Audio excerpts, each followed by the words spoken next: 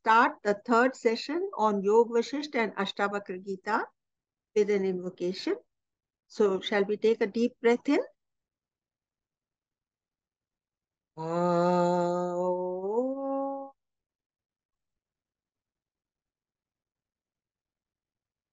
Asato ma satamaya tamaso ma jyotirgamaya mrityorma amrita gamaya. Om Shanti Shanti Shanti। ये तो invocation कई दिनों से चलता आ रहा है, लेकिन मैं आपसे एक बात कहती हूँ कि कोई भी चीज मैकेनिकली नहीं करिए। हर बार उसके अंदर नया फर्वर, नई यर्निंग, नई एस्पिरेशन जोड़ करके कुछ भी कहिए। ये नहीं कि हम ये लाइनें रिपीट कर रहे हैं, तब फिर वो हमको फायदा नहीं करती। और अगर हम उसी को दिल से कहेंगे तो हर बार वो हमारा जो मुमुक्षत्व है या मुक्त होने की जो प्रार्थना है, वो फिर से रिवाइव हो जाएगी और हम अपने ही मित्र बन करके आगे बढ़ेंगे। ठीक है, यही भगवान कृष्ण कहते हैं कि तुम अपना ही मित्र बनो। तुम्हारी अपनी ही आत्मा तुम्हारा मित्र है और तुम्हारी अपनी ही आत्मा तुम्हारा शत्रु। ठीक है, तो हम लोग पहले योग वशिष्ठ से शुरू कर देते हैं। तो देखिए, वाल्मीकि जी ने ये कथा, वाल्मीकि जी कह रहे हैं कि those who feel bound and want to be liberated, that is, they are not totally ignorant. For them, this scripture imparted through stories is relevant and it is being presented to you all. Now Valmiki continues. कहते हैं कि I had composed the story of Vashishta imparting knowledge to Rama. और फिर मैंने एक बार भारद्वाज आए मेरे पास, तो मैंने उनसे जिक्र कर दिया कि मैंने इस तरह की एक कहानी लिखी है। तो भारद्वाज भी बहुत ज्यादा एक्साइटेड हो गए और बाय चांस वो मेरू पर्वत पर जाकर के ब्रह्मा जी से मिले और ब्रह्मा जी से उन्होंने कहा कि वाल्मीकि ने वशिष्ठ और राम की कहानी को कंपोज करा है, कंपाइल कर दिया है, लिख दिया है सारा। तो ये सुनकर के ब्रह्मा जी बहुत ज्यादा खुश हो गए और ब्रह्मा जी क्या कहते हैं कि O says, this story about which you are telling me, ये राम की कहानी तुम्हारे लिए, सब संसार में के लोगों के लिए नौका सिद्ध होगी। और इसमें बैठ करके वो लोग, जितने भी जीव हैं इस संसार में, वो इस भव सागर के पार हो सकेंगे। और इतना कहकर ब्रह्मा जी एकदम से अंतर्ध्यान हो गए। तो अब ये भारद्वाज चौंक गए कि अरे, इतना तो कह दिया उन्होंने, इतना बड़ा वरदान दे दिया इस कहानी को, और मुझे तो अभी तक ब्रह्मा जी ने कहानी एक्चुअली नहीं, मतलब वाल्मीकि ने कहानी तो सुनाई नहीं, खाली ये इंफॉर्मेशन दी थी क्योंकि मैंने इस तरह से एक कहानी लिखी है। और ब्रह्मा जी सुनकर के ये इतना खुश हो गए। तो अब मैं जाता हूँ वाल्मीकि के पास और मैं उनसे पूछता हूँ कि ये क्या कहानी आपने लिखी है जिसको सुनकर के ब्रह्मा जी ने इतना बड़ा वरदान दे दिया। तो आप बोलने लगे कि भाई, ये जो वरदान, जो जो जो आपने कहानी लिखी है, इससे रामचंद्र जी, उनके भाई, और मैंने ऐसा सुना है कि उनके परिवार के बहुत से सदस्य भी आत्मज्ञान को प्राप्त हो गए और हमेशा के लिए खुश हो गए, सुखी हो गए। आनंद को प्राप्त हो गए। तो इसकी कहानी सुनाइए। अब वाल्मीकि आगे कहते हैं। तो देखिए, कहानी पे कहानी इसके अंदर एक के अंदर एक जुड़ करके आती जाती है। जैसे आकाश का नीलापन एक भ्रम ही है, असलियत नहीं है, वैसे ही संसार की उत्पत्ति एक मिराज है, सच नहीं है। यहाँ पर कोई चीज ठहरती नहीं है, बदलती रहती है। जब तक ये बात पूरी तरह से समझ में नहीं आती, तब तक आत्मज्ञान नहीं प्राप्त हो सकता। So how had we understood this? A couple of sessions earlier, I had said that actually from the point of view of the absolute, no sansar has happened. From the point of electricity, no gadgets are functioning. Become the electricity and think. Does it make a difference what gadget is using the electricity? Whether for cooling, for heating, for what is it happening? है ना? तो कोई चीज तब तक आत्मज्ञान समझ में नहीं आ सकता. Now you just think, why has this spirituality suddenly become so popular in this world today? Don't you feel that lot and lot people are being drawn towards spirituality? I'll tell you the secret. Because of science. We are not moving away from spirituality because of science. We are coming closer to spirituality, and I will tell you the reasons. Science has brought us very close to the understanding that, this chair on which I'm sitting, what does science tell us? That it is a mass of moving particles. It is not solid matter. अगर हमारे ऋषि मुनि हमसे ये बात कहते तो क्या हम इसको मानने को तैयार हो जाते? बोलिए. अगर हमारे ऋषि मुनि कहते और हमको कुछ साइंटिफिक इन्वेंशंस और इसके बारे में मालूम नहीं होता, तो क्या हम लोग ये बात मानने को तैयार होते? लेकिन अभी क्या हुआ है, हमको साइंस ने बता दिया है कि it is not solid matter. It is protons, neutrons and electrons which are moving all around. और दूसरी बात साइंस ने क्या बताई कि अरे, जब हम मैटर को, साइंटिस्ट बोल रहा है, मैं नहीं बोल रही हूं, साइंटिस्ट बोल रहा है, जब हम मैटर को क्लोजली एग्जामिन करते हैं तो before our very eyes it starts disappearing. Matter ही नहीं रहता. अब यहां तक हमको साइंस ले गई है. अब हम देखते हैं ऋषि मुनियों ने क्या कहा. With this piece of scientific information at the back of our minds, let us examine the statement of the rishis that the world is not real, and we will find truth echoing in the Shastra. है कि नहीं, बताइए. ये बात आपको, ये analysis कि science की वजह से हम लोग अपने शास्त्रों की बात मानने को तैयार हैं, क्या ये आपके अंदर एको नहीं करता है? बताइए.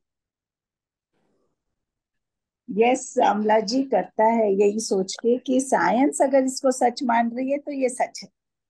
हम ऐसा सोच रहे. एग्जैक्टली. अब देखिए, व्हाट इज आवर प्रॉब्लम. हमको तो ये संसार बहुत रियल लगता है ना, और हम लोग पूरी तरह से इसमें उलझे हुए रहते हैं. और इसके जो प्रॉब्लम्स आती हैं हमारे सामने, सिचुएशंस, वो इतनी प्रेसिंग है, इतनी अर्जेंट है कि हम लोग को पूरी तरह से वो ढक देती हैं.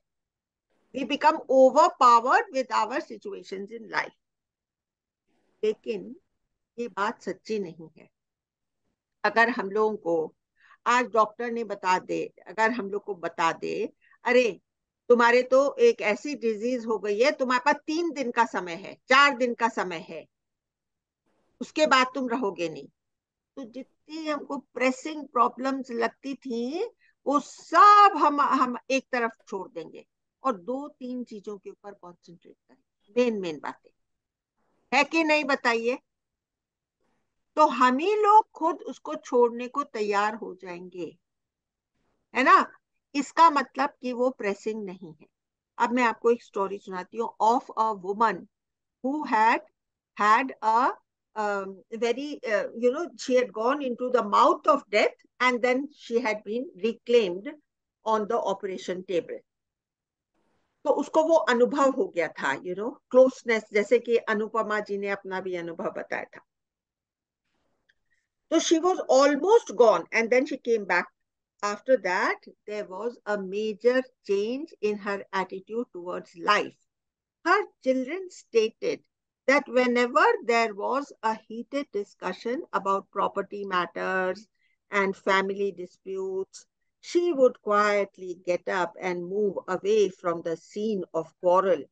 It just ceased to matter for her.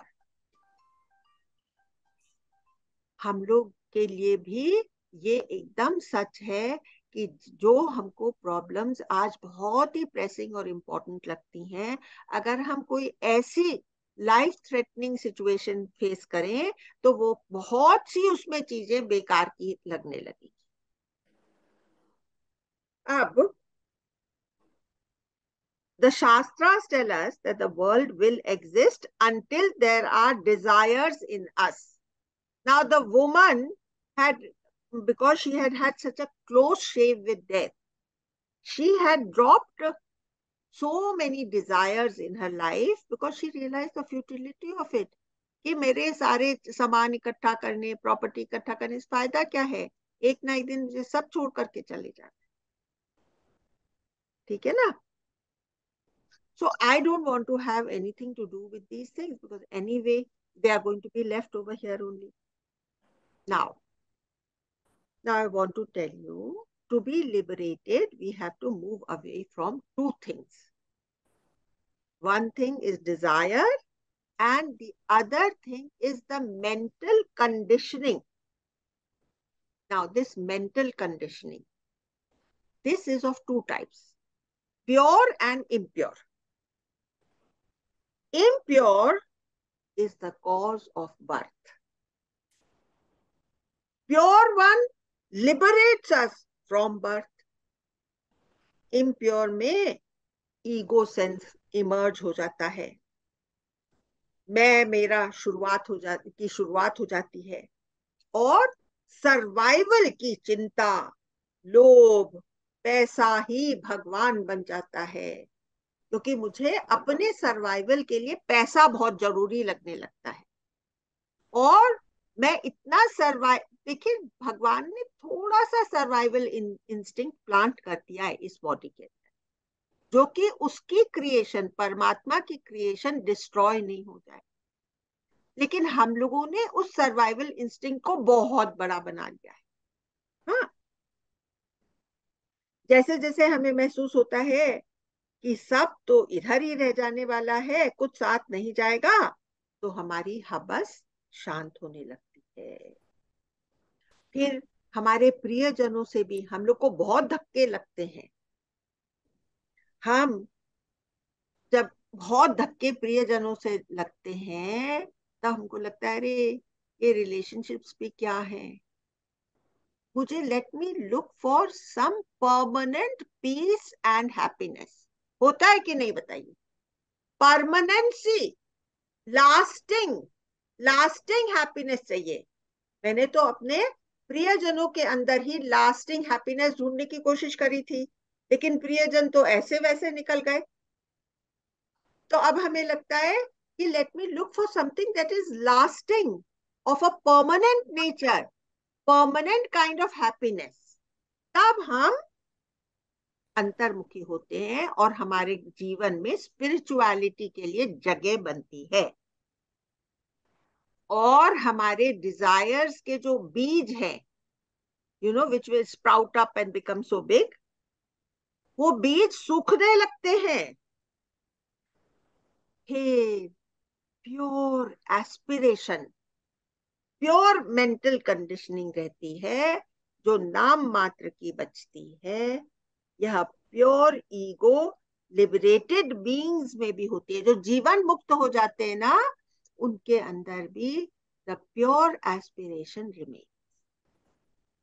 और फिर उनका शरीर कैसे चलता है? प्रारब्ध के ऊपर चलता है।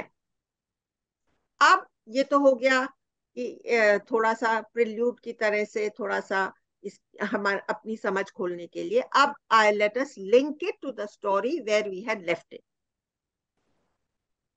तो देखिए, रामचंद्र जी तो ऑलरेडी इस वैराग्य के स्थिति में पहुंच ही चुके हैं, और वाल्मीकि और विश्वामित्र ने डिक्लेयर कर दिया है कि भैया तुम्हारा भव सागर का पर्दा एकदम पतला हो गया है। अच्छा, ये सब एक तरफ चल रहा है। इसके पहले बहुत कुछ कांड हो चुका। रामचंद्र जी दरबार में आए, इसके पहले विश्वामित्र और दशरथ के बीच बहुत बड़ा एक कांड हो गया।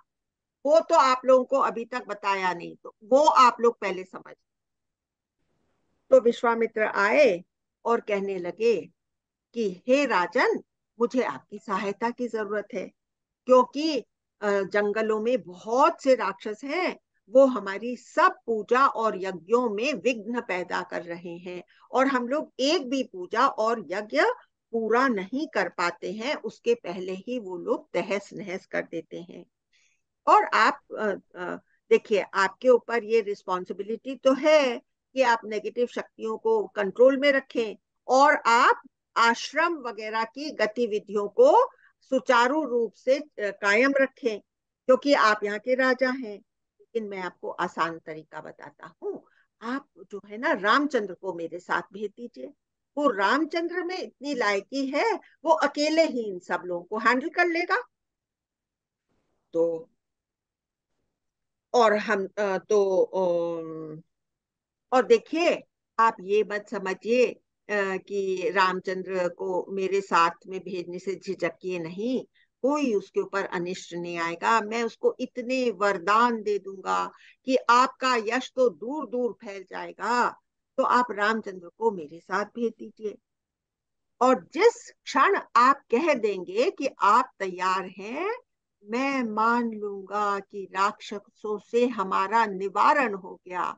मुझे मालूम है रामचंद्र टोटली सक्सेसफुल हो जाएंगे उनके अगेंस्ट। अब तो दशरथ की तो दुर्दशा हो गई। तो देखिए कैसे विश्वामित्र अपने वर्ल्ड से भरे हुए आए। अब दशरथ का एक अपना माइंड था। अब इन दोनों के बीच में क्या होता है? अब दशरथ कहने लगा कि देखिए, रामचंद्र तो अभी तो 16 ही साल का है। उसने तो कोई युद्ध देखा ही नहीं है, कोई एक्चुअल लड़ाई में कभी पार्टिसिपेट ही नहीं किया है। मैं चलता हूँ ना आपके साथ, मैं अपनी पूरी सेना को लेकर चलता हूँ, और आपकी सब विघ्न बाधाओं को मैं रोक दूंगा। आपको कुछ फिक्र करने की जरूरत। लेकिन रामचंद्र के लिए आप जिद मत करिए। देखिए, हर माता पिता को अपने बच्चे बहुत प्रिय होते हैं। इसलिए आप जो मैं ये कह रहा हूँ, इसको आप अलग तरह से मत लीजिएगा, आप बुरा मत लगाइएगा। आप प्लीज ये जिद छोड़ दीजिए, मैं आपके साथ चलता। और दशरथ ने एक चीज और जोड़ दी।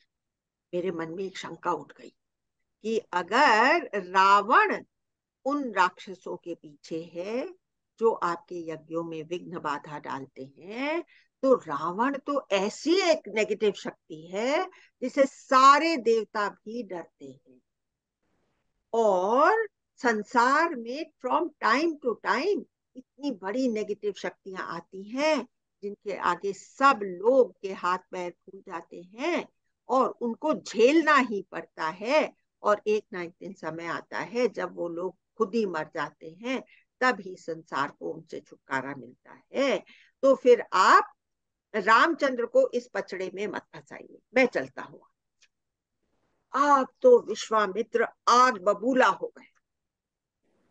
और बोलने लगे तुम तो अपने कर्तव्य पद से हो रहे हो, मैंने तुमसे पहले ही कहा था कि मैं तुमसे कुछ मांगना चाहता हूँ, और तुमने उस समय वादा किया था कि हाँ मैं आपका सब इच्छा पूरी करूंगा, और अब तुम अपने शब्द से पीछे हट रहे हो, और तुम रामचंद्र को मेरे साथ भेजने से इनकार कर रहे हो। मैं कह रहा हूं ना कि मैं उसको संभाल।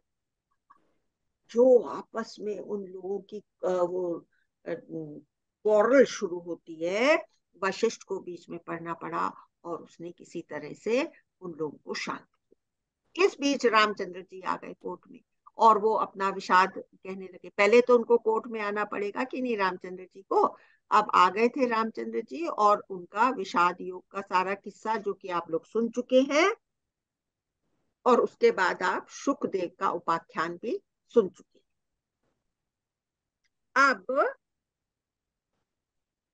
अब ये है कि अब यह तो पता चलना चाहिए ना कि वशिष्ठ का जन्म कैसे हुआ।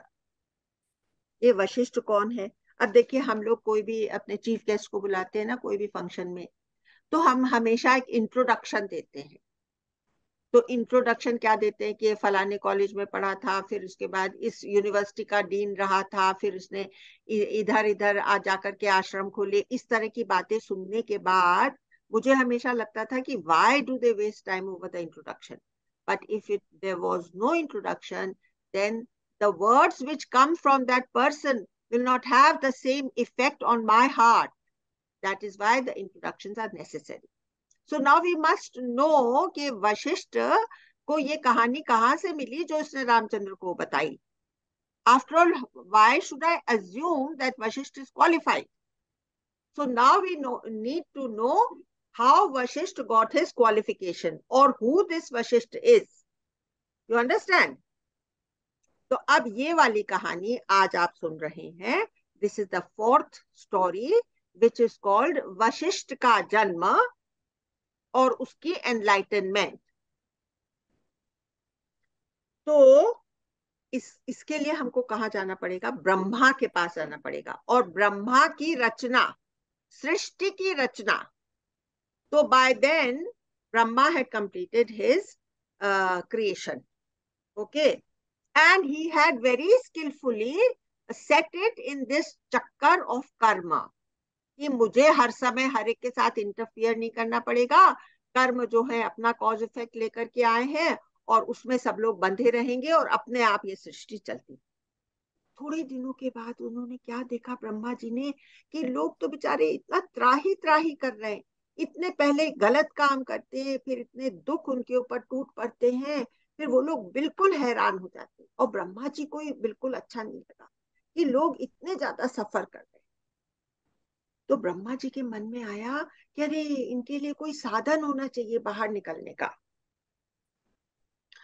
तो उन्होंने साधन बताए, ब्रह्मा जी ने साधन बनाए। सृष्टि बनाई, उसके बाद साधन बनाए। क्या साधन बनाए? तप, धर्म, दान, सत्य, तीर्थ, ये रास्ते बनाए। और फिर उनको लगा कि कोई आदमी होना चाहिए ना, कोई गुरु होना चाहिए ना, जो लोगों को इनके बारे में बता करके कन्विंस करेगा। तो वो ऐसा सोच ही रहे थे कि उनके सामने एक देहधारी मनुष्य का अवतरण जैसे हो गया, या उनका मानस पुत्र प्रकट हो गया। वो कैसा था? रुद्राक्ष की माला पहने हुए था, और हाथ में उसके कमंडलू था।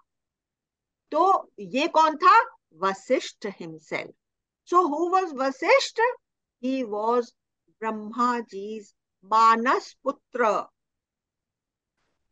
not born out of a human sharir, but he was his manas putra. जैसे हम लोग अपने माता पिता से पैदा तो हुए हैं, है ना, लेकिन अब हम लोग गुरु के बच्चे बन गए ना। तो हमारा सेकंड जन्म हो गया है कि नहीं, बताइए? सेकंड जन्म से अब हम लोग गुरु के बच्चे, गुरु मुख से अब हम लोग पैदा हो गए। हम लोग वो अपनी पुरानी काया वाले नहीं है। चेंज है कि नहीं अपने लोगों में? बोलिए। क्योंकि गुरु के मन के, गुरु के विचार के हिसाब से हम मोल्ड हो गए हैं, तो इसलिए हाँ, हम गुरु पुत्र ओल्ड हो गए हैं, स्ट्रेंथ आ हैं। गई है हमारे में, हमको नहीं, थोड़ा सा मोल्ड, आई एम से telling mould, moulding, mould am. हो गए हैं, हाँ, मोल्ड मोल्ड। हो गए, करेक्ट, या we have become moulded by. तो वशिष्ठ जी कह रहे हैं कि भाई मुझे देख करके, और ब्रह्मा जी तो बहुत खुश हो गए, और कि अब मैं यहाँ पर आ गया हूँ, लेकिन मैं सर्वज्ञता को लेकर आया था। I already had all the ज्ञान इन मी। तो ब्रह्मा जी को लगा कि अगर ये ऐसा कैसा चला जाता है तो इसको लोगों का दर्द समझ में नहीं आएगा, क्योंकि ये कोई भी दर्द से गुजरा हुआ नहीं। तो थोड़े दिन के लिए उन्होंने मुझे एक श्राप दे दिया कि तुम अपना सारा ज्ञान भूल जाओगे और तुम अज्ञानी हो जाओगे, जिससे कि तुम दूसरों का दर्द समझ सको, जो कि तुम्हारे अंदर से नए नए आइडियाज आए उसका निवारण करने। हाँ, तो मैं सहानुभूति मेरे अंदर पैदा हो जाए, इसलिए उन्होंने मेरा अज्ञान थोड़े दिन के लिए खत्म कर दिया और मुझे श्राप दे दिया। और फिर ब्रह्मा जी ने मुझे खुद आत्मज्ञान दिया और यह भी बताया कि संसार कैसे उदय होता है और कैसे लय होता है। पद्मा जी, यूड लाइक टू से? लोगों को अपने कर्म फल भोगने के लिए संसार को जन्म दिया। हाँ, और संसार जन्मा है दो चीज से, एक तो उसका डिजायर, वैसे उपादेय कारण, the absolute cause is Brahma. ब्रह्म ही संसार बना है, लेकिन वो संसार के जैसा लगता है because of our desire. It's the manifestation of our own mind. It is the manifestation of our own mind. ऐसे कहते हैं ना कि वहां स्पंदन हुआ था, तो हाँ, अपने आप ही पृथ्वी जल आकाश मतलब हुआ, ऐसे संसार शुरू हुआ। हाँ, वो तो हुआ, वो बिल्कुल सही आपने कहा, लेकिन कौन बना, कौन उसका मेटीरियल कॉज और सब्सटैंशियल कॉज कौन हुआ? ब्रह्म ही उसका मेटीरियल, निमित्त कारण और उपादेय कारण, है ना? जैसे मकड़ी अपने अपने ही उससे निकाल के जाला बनाती है और फिर उसको स्वयं ही निगल लेती है, राइट, प्रकार। यस, वो ब्रह्म ने वैसे ही वो अपने आप अपने को ही पसर जाने दिया इस पूरे संसार में। So now shall we continue. तो फिर ब्रह्मा जी ने मुझे आज्ञा दी कि मैं जम्बू द्वीप में भारतवर्ष नामक देश में वास करूं और संसार के लोगों को आत्मज्ञान देकर कर्म परायण पथ दिखलाऊं। तो अब मैं तुम्हें वो संपूर्ण ज्ञान बताता हूं जो कि ब्रह्मा जी ने मुझे दिया था। Okay, so now that we know how Vashishth came about, and did any of us know that he was Brahmaji's Manas Putra? Honestly, tell me, or was it a new this thing? All those who came to know of this today only, will you please raise your hand so that I know that yes, it is a new thing? Very good, very good. I will also raise my hand because I was also. Yes, it is a new thing for me also. Oh, wow. Lakshmi ji, what about you? Yes, Amlaji. Today only I have to come. Today I came to know. Today.